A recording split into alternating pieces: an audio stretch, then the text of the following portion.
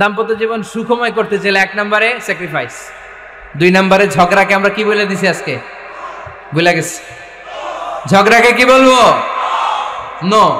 3 নম্বর, দাম্পত্য জীবন সুখময় করতে চাইলে দাম্পত্য জীবনের কোনো গোপন কথা কারোর সাথে শেয়ার করা যাবে না। এটা কবিরা গুনাহ, এটাকে হারাম বলে ঘোষণা দিয়েছে কে? এটাকে বিষ্ণু বলেছেন আযমুল আমানা। স্বামী স্ত্রীর মধ্যে যে অন্তরঙ্গ মুহূর্ত কাটে, এই মুহূর্তগুলোর কথা কারোর সাথে শেয়ার করা যাবে? নীলফামারীর যুবক ভাইরা চিল্লায় বলে, এগুলো শেয়ার করা যাবে? বিষ্ণু বললেন খবরদার, এটা আযমুল আমানা।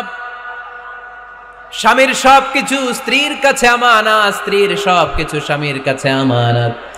আবার বিষ্ণু বলেছেন, যারা স্বামী স্ত্রীর গোপন দাম্পত্য জীবনের কথা অন্যের কাছে শেয়ার করে দেয়, তারা হলো আশারুন নাস, পৃথিবীর মধ্যে সবচাইতে নিকৃষ্ট মানুষ। এরা নিকৃষ্ট, এদের চাইতে নিকৃষ্ট আর কেউ হতে পারে না। উলাইকা কাল আনআম বাল হুম আদাল। এরা পশুর চাইতেও নিকৃষ্ট, যারা স্বামী স্ত্রীর প্রাইভেট কথা, পার্সোনাল কথা মানুষের কাছে বলে বেড়ায়। আর সিবাউ হারাম, এই গোপনীয় সব কথাগুলোকে অন্যের কাছে প্রকাশ করা হারাম করেছে কে? চিল্লায় বলতে হবে কে? তাহলে খবরদার, নিজেদের দাম্পত্য জীবনের কোনো কিছু অন্যের সাথে শেয়ার করবেন না। আমাদের বোনরা অনেক সময় একসাথে বসলে পেটের কথা, পিঠের কথা সব বলে ফেলায়, আছে না নাই? না বোনেরা, সব শেয়ার করলেও আপনাদের দাম্পত্য জীবনের কোনো কথা কখনো কারোর সাথে শেয়ার করতে পারবেন না। 4 নম্বর ফর্মুলা হচ্ছে অহেতুক সন্দেহ পরিহার করতে হবে। অনেক স্ত্রী আছে স্বামীরা খালি সন্দেহ করে, আছে না নাই? নীলফামারীতে এই সমস্যা নাই, আছে? এই যে ভুক্তভোগী পাওয়া গেছে, আছে না নাই?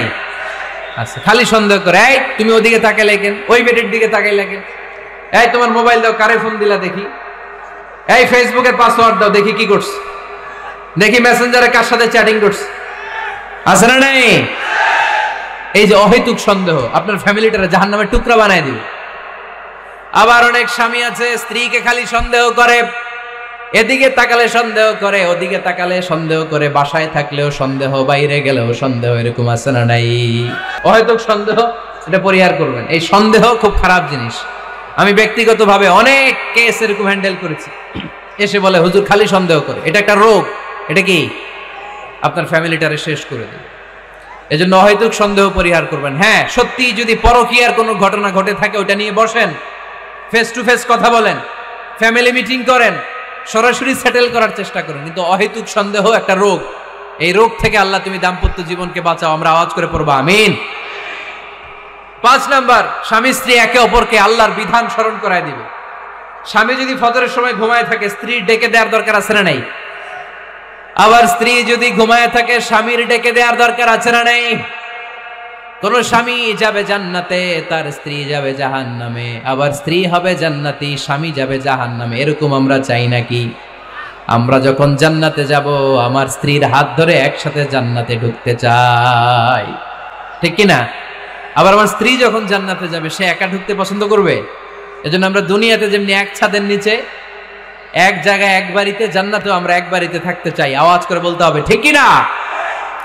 এজন্য গবেষকরা বলেছে, স্বামী স্ত্রীর ভালোবাসাটাকে তারা বলে লাভ পিরামিড। কি পিরামিড? লাভ পিরামিড। এই ত্রিভুজ আকৃতির লাভ পিরামিড, ত্রিভুজ আকৃতির, ট্রায়াঙ্গেল। আপনারা ত্রিভুজ চিনেন? কথা কয় না। ত্রিভুজের কয় কোণা? কয় কোণা?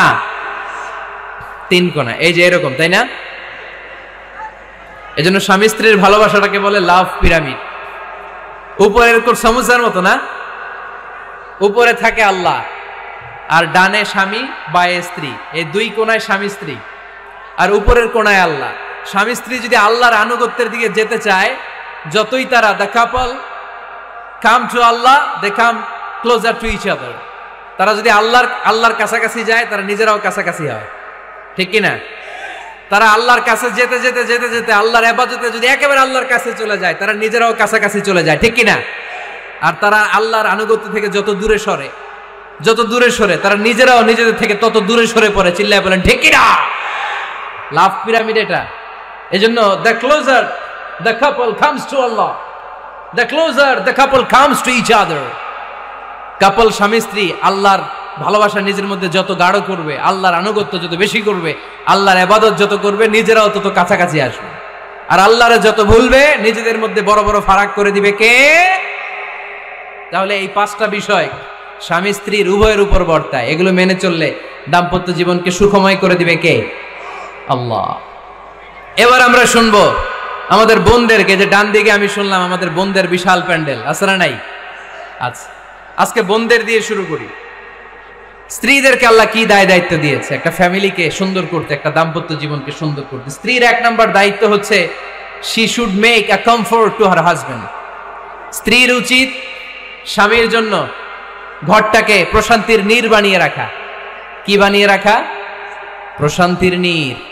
স্ত্রী হওয়া উচিত এমন যাকে দেখলে স্বামীর চোখ জুড়ায়, স্বামীর প্রাণ জুড়িয়ে যায়, স্বামীর হৃদয়টা ঠান্ডা হয়ে যায়, ঠিক কিনা? আর স্ত্রীর দিকে তাকালে যদি মেজাজ গরম হয়ে যায়, মেজাজ খিটখিটে হয়ে যায়, ঝামেলা আছে না নাই? ঝামেলা আছে। এজন্য মেহেরবানি করে আমাদের বোনরা যারা এমন কোনো কাজ করবেন না যেটা স্বামীর মেজাজকে খিটখিটে করে দেয়, কারণ আল্লাহ তাআলা আপনাদেরকে তৈরি করেছে লিতাসকুনু ইলাইহা, স্বামী আপনার কাছে গেলেই যেন তার হৃদয়টা প্রশান্ত হয়ে যায়, ঠিক কিনা? অনেক স্ত্রী আছে না জেনে না বুঝে স্বামীর সাথে এমন খিটখিটে মেজাজ দেখায় যেটা স্বামীর জন্য মেনে নেওয়া কষ্টকর। আমি একটা জরিপে পড়েছি, পৃথিবীর অনেক স্বামী স্ত্রীর কারণে হার্ট অ্যাটাক করে মারা যায়। আছে না নাই? এই তো ভুক্তভোগী পাওয়া গেছে। স্বামীর জন্য একটা ত্রাস হয়ে দাঁড়ায় স্ত্রী, ত্রাস। অনেক স্বামী আছে স্ত্রীর এরকম আচরণের কারণে, অতিরিক্ত প্রেসার ক্রিয়েট করার কারণে স্ত্রীদেরকে ভয় পায়। অবশ্য নীলফামারীর কোন স্বামী তার স্ত্রীরে ভয় পায় না। ভয় পায়? স্ত্রীরে ভয় পান কে কে দেখি?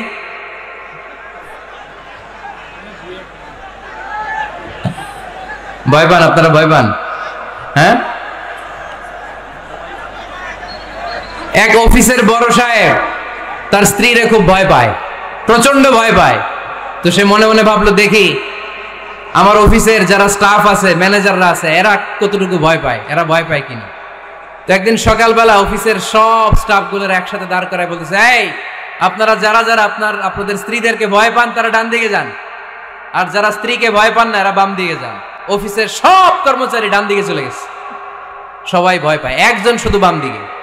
বাম দিকে কয়জন? ভয় পায় না। আর যারা ভয় পায় এরা ডান দিকে, ডান দিকে সবাই।